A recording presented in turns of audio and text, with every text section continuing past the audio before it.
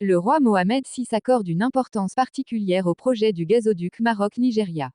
Le chantier était en bonne place dans le discours royal à l'occasion de la commémoration de l'anniversaire de la Marche verte.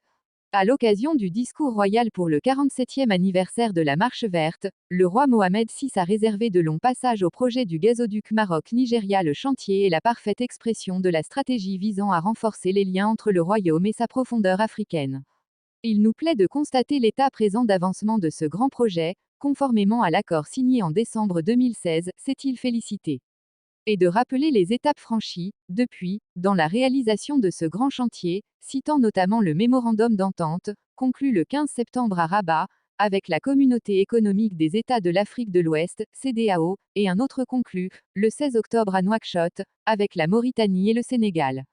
Des signatures qui marquent un jalon essentiel dans le processus de réalisation du projet, et traduit l'engagement des pays concernés à contribuer à la concrétisation de ce projet stratégique et elle illustre leur volonté politique d'assurer son succès, a souligné le souverain.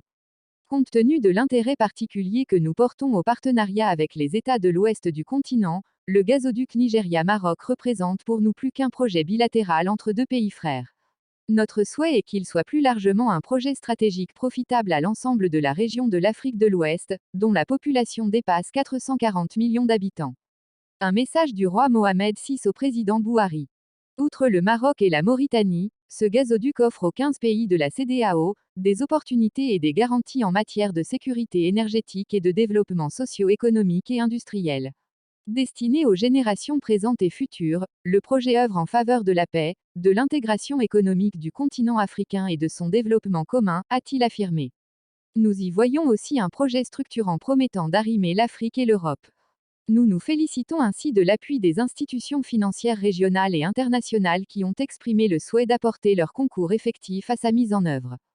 Mohamed VI a réitéré la détermination du Maroc d'agir toujours, de concert avec nos frères du Nigeria et l'ensemble des partenaires, en toute transparence et responsabilité, pour que ce projet soit concrétisé dans les meilleurs délais. Par ailleurs, nous affirmons de nouveau notre réceptivité à toute forme de partenariat fructueux visant à mener à bien ce projet africain d'envergure.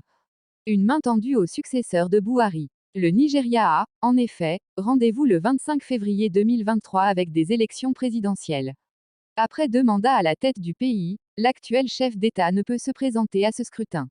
Avec l'arrivée au pouvoir de Bouhari, en 2015, les relations entre les deux pays ont connu un net réchauffement, politiquement et économiquement. La question de la reconnaissance par Abuja de la RASD n'a pu entraver la nouvelle page dans les relations ces 7 dernières années. Quelques heures avant la diffusion du discours royal, l'ambassadeur du Maroc au Royaume-Uni a remis au président Mouhamadou Bouhari en visite à Londres, un message du roi Mohamed VI.